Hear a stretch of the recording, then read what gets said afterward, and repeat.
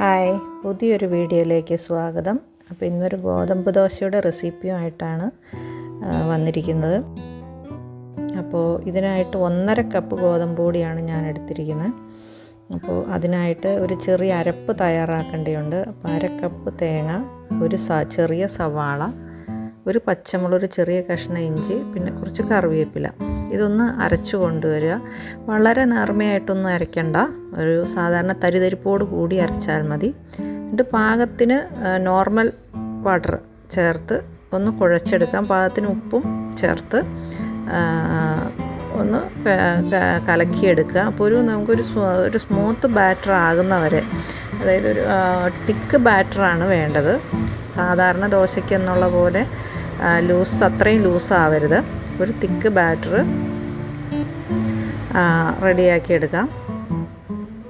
പാകത്തിന് വെള്ളം ഒഴിച്ച് ആ ഒരു ബാറ്ററിൻ്റെ രീതിയിലേക്ക് നമുക്ക് അത് റെഡിയാക്കി എടുക്കാം. അതിനുശേഷം ഒരു 10-15 മിനിറ്റോളം ഒന്ന് റെസ്റ്റ് ചെയ്യാൻ വെക്കുക, 15 മുതൽ അരമണിക്കൂർ വരെ. അപ്പോൾ ചിലപ്പോൾ ബാറ്റർ ഒന്ന് തിക്കാവാൻ സാധ്യതയുണ്ട്. അങ്ങനെയാണെങ്കിൽ കുറച്ച് വെള്ളം കൂടി ഒഴിച്ച് ഒന്ന് ലൂസാക്കി എടുക്കാം. എൻ്റെ ഇപ്പോൾ ഇത് പാകമാണ്, വീണ്ടും വെള്ളം ഒഴിക്കേണ്ടി വന്നിട്ടില്ല. ഒരു എണ്ണ പുരട്ടിയ ഒരു പാനിലേക്ക് ഒരല്പം തിക്കായിട്ട്, ഒരുപാട് പരത്തണ്ട, ഒരു തിക്ക് ദോശ പോലെ പരത്തിയെടുക്കുക. അപ്പോൾ തീ എപ്പോഴും ലോ ഫ്ലെയിമിൽ ഇരിക്കാനായിട്ട് ശ്രദ്ധിക്കുക. ഞാനിവിടെ മീഡിയം ഫ്ലെയിമാണ് ആദ്യത്തെ ദോശ ചുട്ടെടുത്തത്. അപ്പോൾ അത് ആദ്യം മറിച്ചിട്ട് ഒന്ന് മൊരിയിച്ചും കൂടി എടുക്കുന്നുണ്ട്. അപ്പോൾ ആ മീഡിയം ഫ്ലെയിമിൽ തന്നെയാണ് പാൻ ഇരുന്നത്.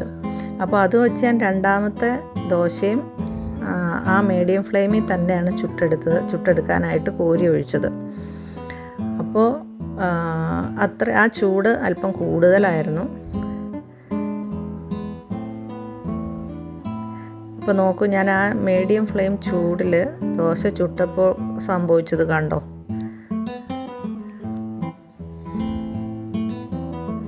അത് ശരിയായില്ല, മാവ് മുഴുവൻ പിടിക്കാതെ ഇളകിപ്പോരുക ചെയ്ത്. അപ്പോൾ ചൂട് അത് അധികമാണെന്നാണ് അർത്ഥം. പിന്നീട് അതെല്ലാം മാറ്റി ലോ ഫ്ലെയിമിലേക്ക് വീണ്ടും ചൂടാക്കിയതിന് ശേഷമാണ് ചുട്ടെടുത്തത്. ഈ ദോശയ്ക്ക് കറി ഒന്നും വേണ്ട, ഇല്ലെങ്കിലും ഇത് തനിയെ കഴിക്കാനും ടേസ്റ്റാണ്. കാരണം ഇത്രയും അരപ്പൊക്കെ ചേർന്നിട്ടുള്ളതുകൊണ്ട് അത് കറിയൊന്നും ഇല്ലെങ്കിൽ തന്നെ വെറുതെ കഴിക്കാൻ നല്ല സ്വാദാണ്. അപ്പോൾ ഇത്തരത്തിൽ ദോശ ആരും ട്രൈ ചെയ്തിട്ടില്ലെങ്കിലും ഒന്ന് ട്രൈ ചെയ്ത് നോക്കുക.